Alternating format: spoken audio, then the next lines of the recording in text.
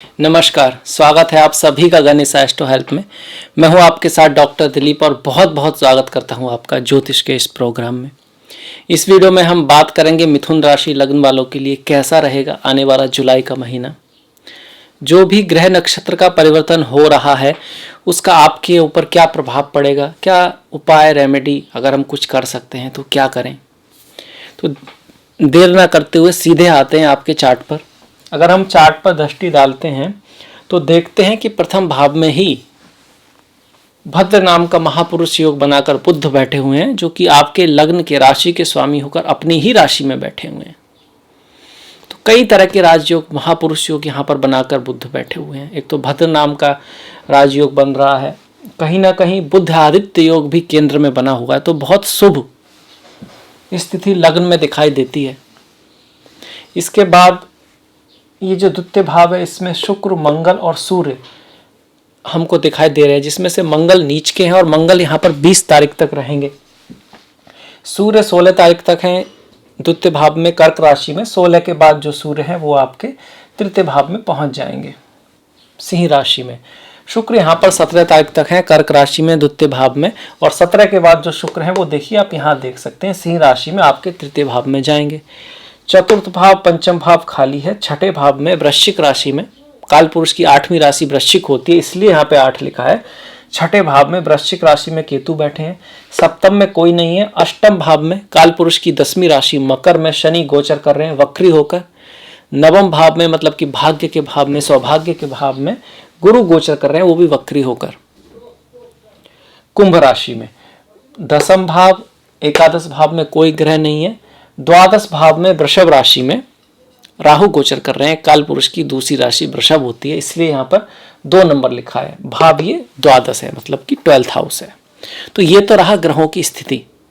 अब इसके परिणाम पर आते हैं।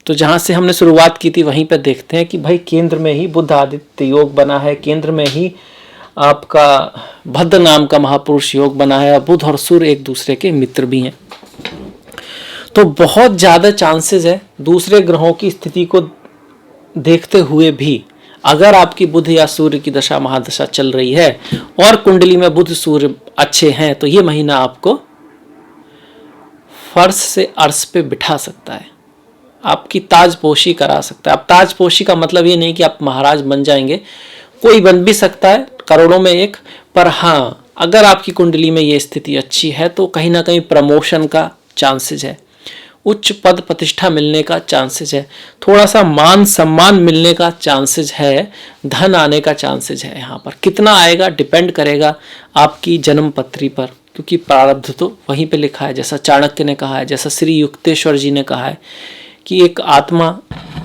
जन्म तभी लेती है जब कर्मों के अकॉर्डिंग ग्रह नक्षत्र अपनी स्थिति पे होते हैं, मतलब वो ऐसे ही नहीं जन्म ले लेती है।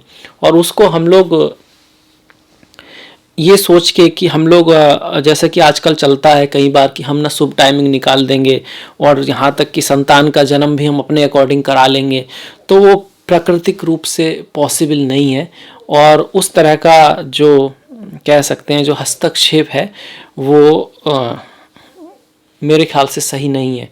गॉड बिल, मतलब जिस समय पे आजकल हो रहा है ना कि भाई हम जब डिलीवरी होती है तो ऑपरेशन के थ्रू कराते हैं, तो उस समय के जो ग्रह नक्षत्र भले ही शुभ दिखाई दें, आप प्रैक्टिकली पाएंगे कि वो उस तरह काम करते ही नहीं है। ऊपर वाला आप हमसे कहीं ज़्यादा स्मार्ट है इस मामले में। खैर आपके लिए बुध शुक्र का ये जो आदित्य योग बना हुआ है, बुध आदित्य योग भद्र नाम का योग बना है, ये आप तो बिजनेस में आपको बढ़ा सकता है, फेम दिला सकता है, यश दिला सकता है, मन मान पद प्रतिष्ठा आपको बढ़ा सकता है, घर गाड़ी भूमि वाहन बंगले आदि का सुख दिला सकता है।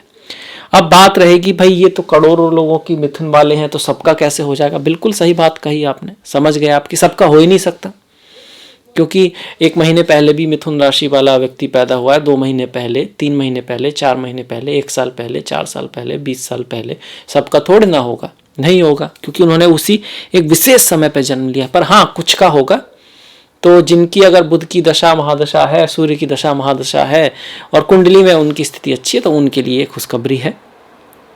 इसके बाद ये जो बुध है और ये जो सूर्य है कहीं ना कहीं आपके पति या पत्नी प्रेमी प्रेमिका से भी संबंधों में सुधार ही लाएंगे, आपकी स्थिति समाज में दुनिया में थोड़ी बड़ी करेंगे, घर में आपकी थोड़ी इज्जत वगैरह बढ़ेगी, ये भी ये दिखा रहा है। पुत्र प्राप्ति या पुत्री प्राप्ति की तरफ भी भद्र नाम का महापुरुष योग इंडिकेट करता है। इसके बाद द्वितीय भाव को देखते हैं। देखिए द्वितीय भाव में मंगल हैं, सूर्य हैं और शुक्र हैं। मंगल यहाँ पर नीच के हैं, नीच के मंगल हैं, और जो कि लाभ भाव के स्वामी हैं, लाभ भाव के स्वामी हैं और आपके छठे भाव के स्वामी हैं।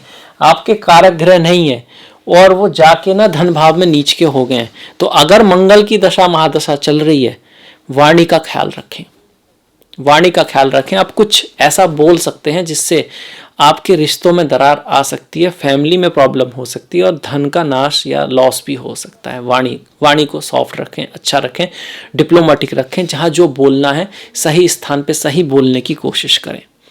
सच बोलना अपने आप में एनफ नहीं है, सच बोलने का भी समय भी होता है और स्थान भी होता है, वो आपको देखना होगा। इसके साथ साथ लड़ाई झगड़े आदि से बचें, लड़ाई झगड़े आदि से बचें।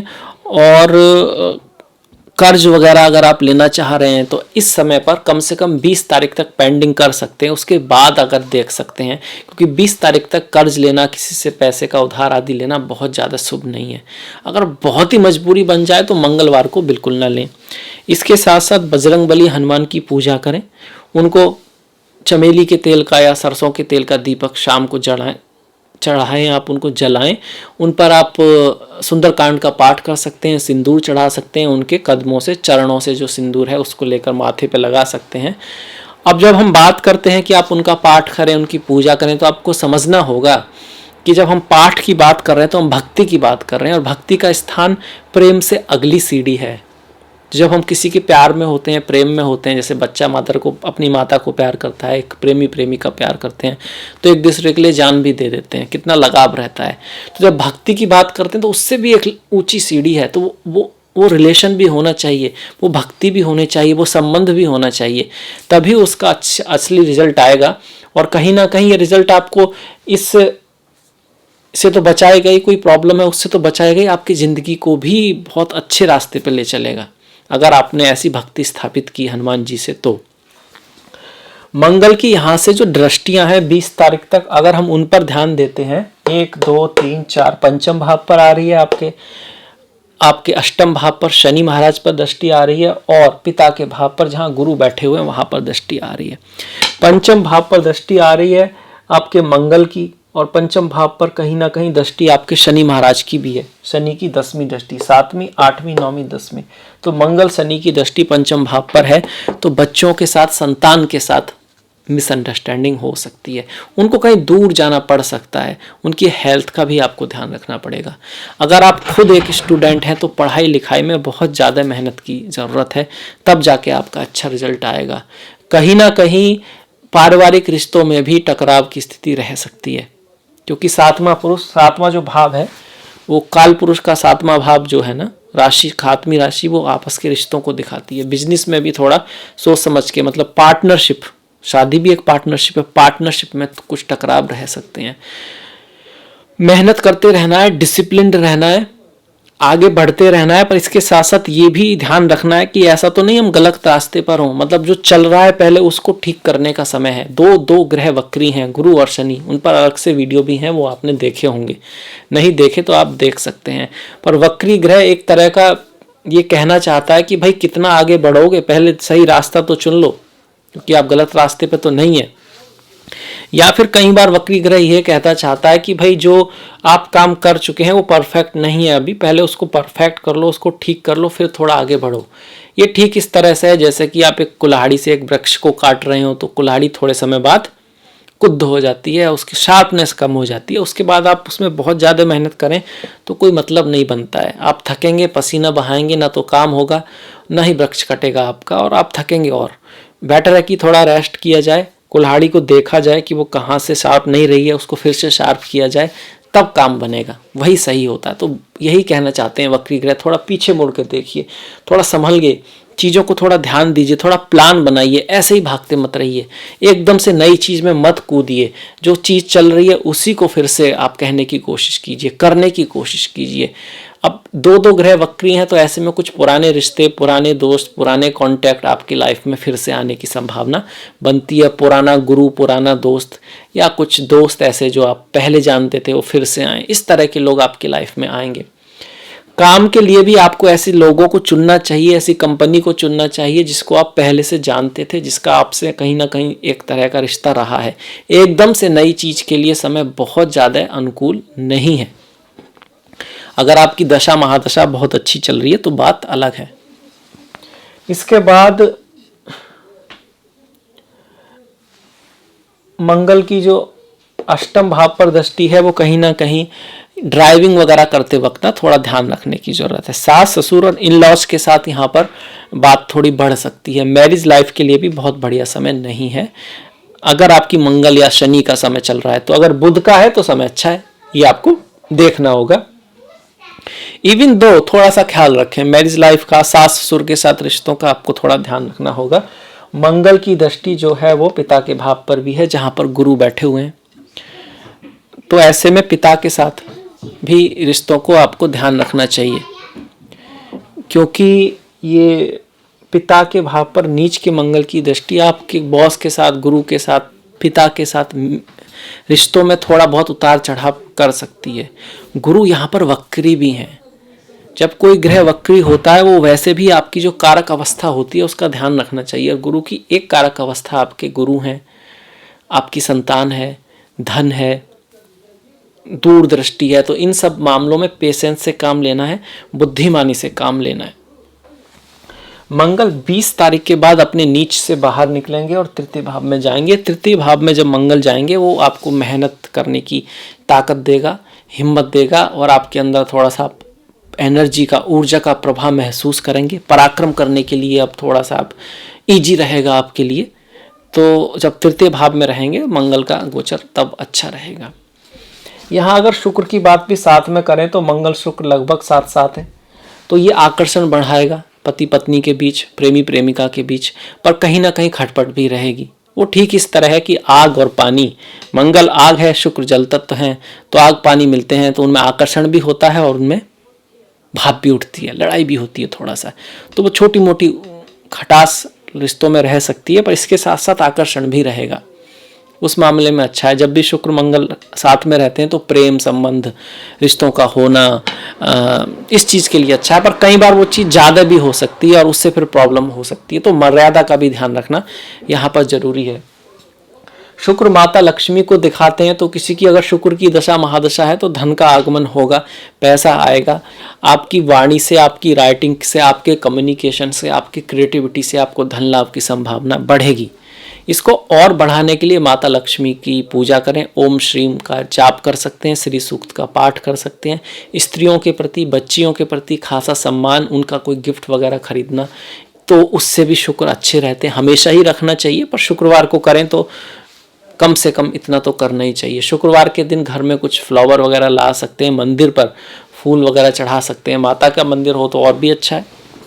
इसके साथ साथ दही से स्नान करना, इलायची की चाय का यूज करना, नींबू का यूज करना, इससे शुक्र की एनर्जी थोड़ा पॉजिटिव रहती है। साफ सफाई का ध्यान रखना, शुक्र का सफाई से बहुत संबंध है। अब सफाई, शरीर की सफाई, जहाँ काम करते हैं वहाँ की सफाई, मस्तिष्क की, विचारों की सफाई भी, उसका भी मतलब। विचारों की सफाई के लिए आपको अच्छी बुक्स पढ़ना, अच्छे वीडियो देखना, जैसा आप देखते हैं, जैसा आपने सुना होगा ना, जैसा करें खाएंगे आहार वैसा करेंगे व्यवहार। तो आहार सिर्फ भोजन से नहीं है, आप नेत्रों से क्या देखते हैं, खुशबू क्या सूंघते हैं, तो पवित्र जो स्मेल्स हैं, नेचुरल जो खुशबू हैं वो होनी चाहिए। और क्या आप सुनते हैं, ऑडियो आप जो सुन रहे हैं, क्या आप किताबें पढ़ रहे हैं, वो भी सब आहार है। तो वो आपका पॉजिटिव हो, सात्विक हो, तो शुक्र फिर अच्छा रिजल्ट देते हैं। शुक्र के बाद हमने देखिए मंगल की, सूर्य की, बुध की बात की, अब आ जाते हैं गुरु और शनि की बात पर। हमने इतनी बात तो की, वो दोनों वक्री हैं और उसमें ऐसा हमें क्या करना चाहिए, पर अलग अलग से अगर हम शुक्र शनि को देखते हैं तो शनि की ढैया चल रही है और वक्री हो रहे हैं। जब ग्रह की ढैया चलती है और वो वक्री हो तो उसका थोड़ा सा असर अच्छा ही रहता है, वो ढैया ना कम हो जाती है, उस कहीं ना कहीं वो ग्रह अपने से पीछे वाले भाव का रिजल्ट देने लगता है। तो शनि का ये ऐसा होना आपकी अगर ढैया चल रही है तो आपको थोड़ा रिलीफ होगा, व्यापार के लिए अच्छा रहेगा, व्यापार को बढ़ाएगा। पर इसका मतलब ये नहीं है कि ये ग्रह पूरी तरह से यहाँ आ गया है, वो यहाँ भी है, अभी भी कहीं ना कहीं ढैया का थोड़ा बहुत असर तो है। अभी भी आपका सास ससुर के साथ लड़ाई झगड़े का या ड्राइविंग करते वक्त ध्यान रखना है। और ये कहीं ना कहीं वक्री है तो मैरिज से रिलेटेड, पार्टनरशिप से रिलेटेड कोई पुराना कांटेक्ट आदि आपको मिल सकता है, कोई पुराना दोस्त आपकी लाइफ में आ सकता है।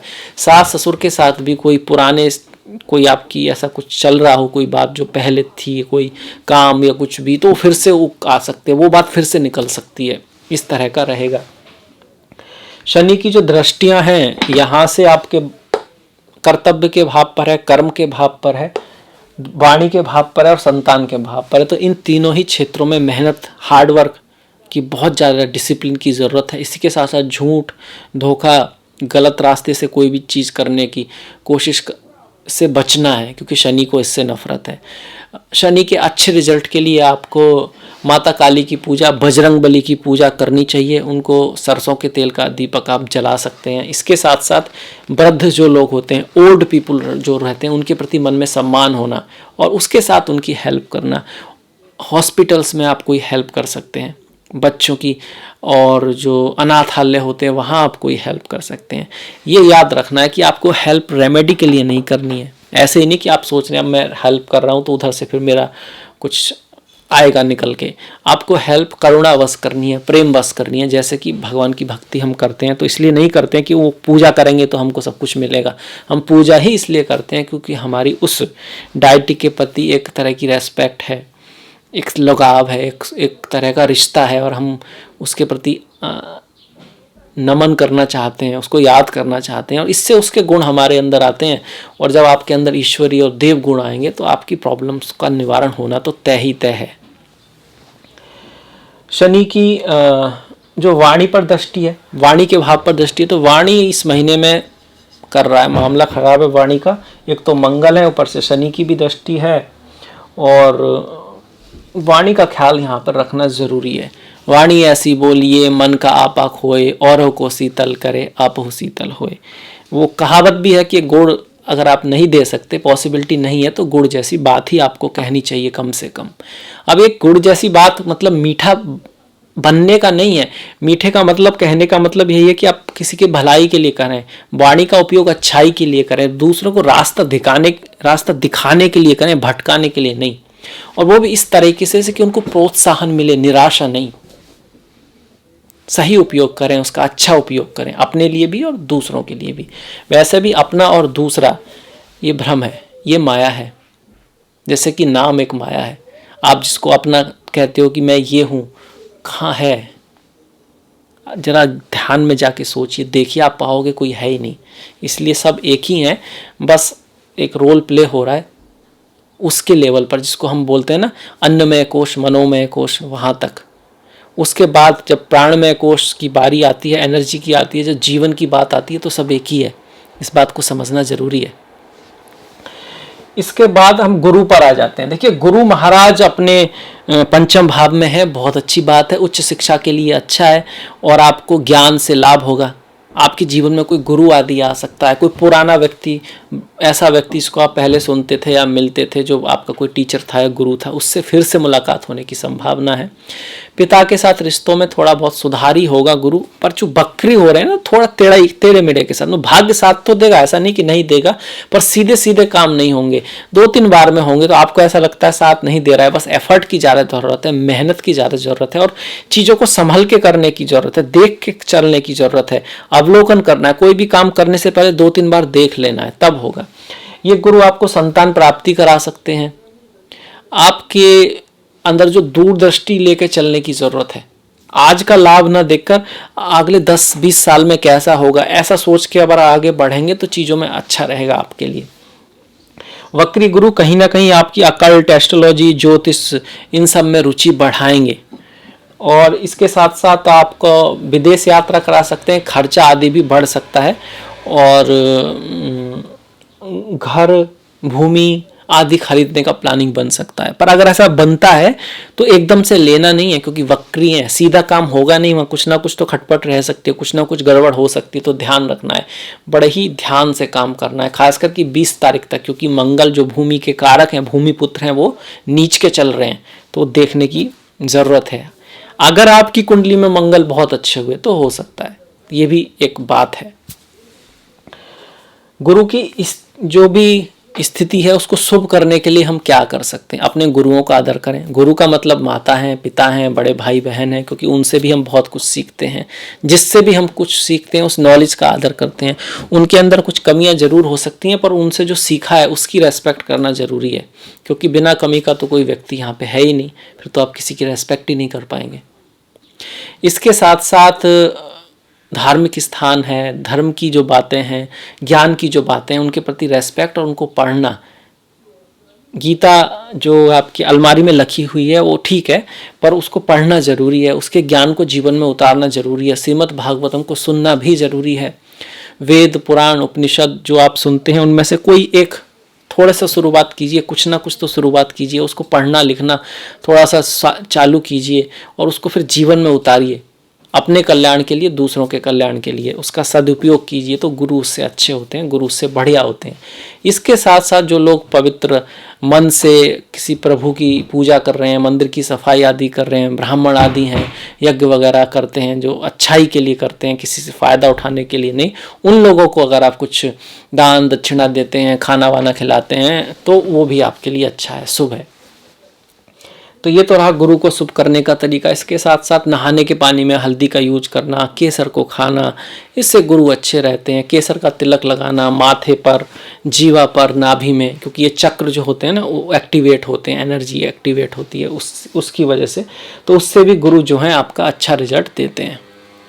तो ये इसके बाद देखिए हमारे में राहु और केतु बचे हुए हैं। आपके में राहु 12वें भाव में है। जब भी राहु 12वें भाव में हो, अगर राहु की दशा चल रही है तो फिर स्वास्थ्य का ध्यान रखें। खर्चा अचानक से आ सकता है, खर्चा अचानक से आ सकता है। यात्रा के वक्त ध्यान देना है, वहां पर कुछ गड़बड़ हो सकती है। राहु यहाँ से 1 2 3 4 5 चतुर्थ भाव पर दृष्टि डाल रहे हैं, तो जैसे भूमि वाहन खरीदने का योग बन रहा है, पर उसके बावजूद चूंकि राहु गोचर में नेगेटिव है तो थोड़ा ध्यान से रखना है। बुधवार की शाम को माता दुर्गा की पूजा करना अच्छा रहेगा, शुभ रहेगा। राहु की दृष्टि 6ठे भाव पर है तो स्वास्थ्य का ध्यान रखना है, और 8म भाव पर शनि की भी दृष्टि है, मंगल की भी है, राहु की भी है। स्वास्थ्य का ध्यान रखें, इन लॉस के साथ ढंग से रहें, उनका सम्मान करें, कोई भी बात है तो उसको प्यार से समझाएं। मैरिज की लाइफ के लिए भी जो यहाँ का जो राहु है शुरुआत के लिए अच्छा नहीं है। कई बार रिश्तों की शुरुआत होते ही, जैसे आप कोई रिश्ता ढूंढ रहे हैं और हो ही नहीं पा रहा है, टूटा जा रहा है, तो इस राहु के गोचर का उसमें हाथ हो सकता है। ऐसे में माता दुर्गा की पूजा करें, और चाहें तो एक नारियल को अपने सर के ऊपर से 7 बार उतार कर एंटी क्लॉकवाइज, वामा मतलब उल्टा, घड़ी की उल्टी दिशा में, और उसके बाद पानी में शाम को बुधवार को बहा सकते हैं। इसके साथ साथ समुद्री जो नमक होता है उसमें अपने पैरों डाल कर रहें बुधवार की शाम को 5-10 मिनट। उसके बाद उसको आप टॉयलेट आदि में भी डाल सकते हैं। घर के अंदर साफ सफाई का ध्यान रखें। साउथ वेस्ट जो डायरेक्शन होती है वो साफ सुथरी हो। वैसे तो पूरा घर ही साफ सुथरा होना चाहिए, इस बात का ख्याल रखें। राहु खासकर यहाँ पर हेल्थ के लिए आपको प्रॉब्लम कर सकते हैं, और पढ़ाई लिखाई में मन कम लगेगा। प्रेम संबंधों में भी राहु यहाँ नेगेटिव रहते हैं। तो ये सभी के लिए नहीं है, जिसकी राहु की दशा महादशा है, या फिर राहु किसी तरह से इस राहु से जुड़े हुए हैं, इसके त्रिकोण में है, मतलब कि आपके कन्या राशि में है या आपके मकर राशि में है, तो फिर इस राहु से कनेक्शन बन जाएगा, तब फिर उसका वो एक्टिवेट हो जाएगा, तो फिर उसके आपको उस चीज़ की दिक्कत वो पैदा करेंगे, अदरवाइज नहीं। कुंडली में राहु की स्थिति कैसी है वो भी देखना पड़ेगा। केतु की बात करें तो केतु आपको थोड़ा काम से मन हटाएंगे, घूमने फिरने को मन कहेंगे, थोड़ा बहुत कहेंगे कि बहुत काम हो गया इस तरह से, और अपने जो संगी साथी हैं उनके साथ मिसअंडरस्टैंडिंग करा सकते हैं। केतु यहाँ पर आपके पेट खराब हो सकता है, पेट की प्रॉब्लम अगर किसी को है उसके लिए भी केतु अच्छे नहीं है। आंखों की प्रॉब्लम यहाँ पर थोड़ी सी क्रिएट हो सकती है अगर केतु है। अगर केतु की दशा महादशा है तो अकल्ट, एस्ट्रोलॉजी, ज्योतिष, ध्यान साधना, उसकी तरफ आपका ध्यान जा सकता है।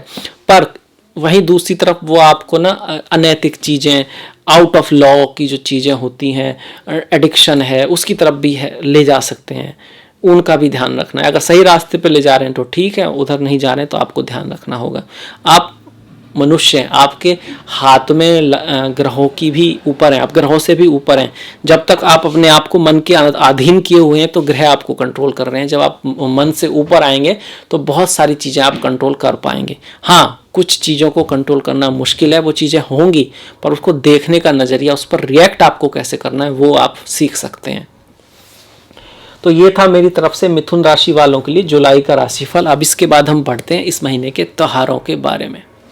इस महीने गुरु पूर्णिमा है 23 तारीख को।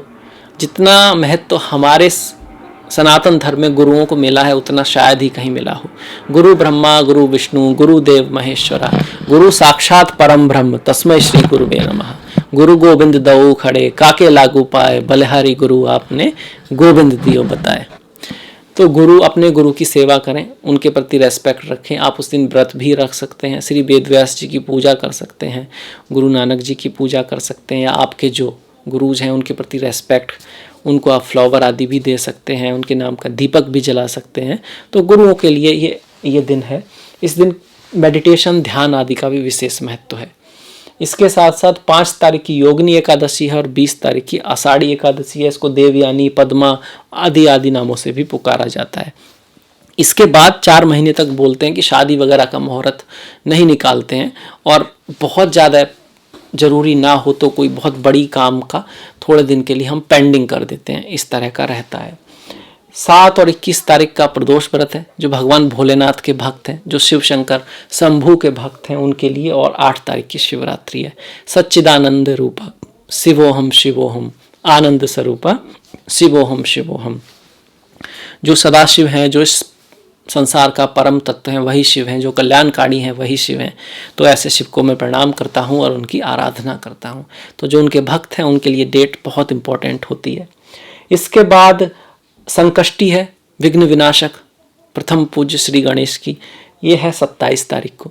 आपके तो लग्नेश ही बुध हैं, और व्यापारी जो लोग होते हैं, बुध वाले जो लोग होते हैं, जिनका काम में इंटेलेक्ट की ज़रूरत होती है, उनके लिए गणेश जी की पूजा बहुत महत्वपूर्ण होती है। वैसे भी प्रथम पूजा तो गणेश जी की ही होती है। इसके बाद 9 तारीख की अमावस्या है। अमावस्या, राहु की कोई दिक्कत हो, पितृदोष आदि हो, काल सर्प आदि हो, उसमें भी अमावस्या का व्रत बताया जाता है, दान बताया जाता है। वैसे भी हमको हर अमावस्या, संक्रांति, पूर्णिमा के दिन अपने पितरों के लिए कुछ ना कुछ प्रार्थना करनी चाहिए, गीता के 7वें अध्याय का पाठ करना चाहिए, और जो हमसे हो सके, कोई ज़बरदस्ती नहीं है, आपके अनुसार थोड़ा बहुत दान किसी गरीब, किसी ऐसे व्यक्ति की सहायता करनी चाहिए जिसको सहायता की आवश्यकता है। 16 तारीख की संक्रांति है। संक्रांति हमेशा ही स्पिरिचुअलिटी के लिए अच्छा होता है, क्योंकि आत्मा सो परमात्मा, और सूर्य हमारी आत्मा को दिखाते हैं, और इस दिन आत्मा मतलब कि सूर्य अपनी राशि को चेंज करते हैं। इस दिन जप तप दान का भी विशेष महत्व है। 12 जुलाई को जगन्नाथ यात्रा है, जो हिंदुओं का बहुत पवित्र त्यौहार है। इस दिन भगवान श्री जगन्नाथ के साथ साथ सुभद्रा जी और बलराम जी की भी पूजा होती है। तो ये था मेरी तरफ से मिथुन राशि वालों के लिए आने वाले जुलाई माह का राशिफल। अगर आपको पसंद आया है तो प्लीज़ लाइक कीजिएगा, सब्सक्राइब कीजिएगा, शेयर कीजिएगा, घंटी वाला जो बटन है उसको दबाना मत भूलिएगा। आपका सहयोग बहुत इम्पोर्टेंट है, अपने सहयोग को बना के रखिएगा। अगले वीडियो तक मैं आपसे अब विदा लेता हूँ। अपना ख्याल रखें, अपनों का ख्याल रखें, सभी का ख्याल रखें। नमस्कार।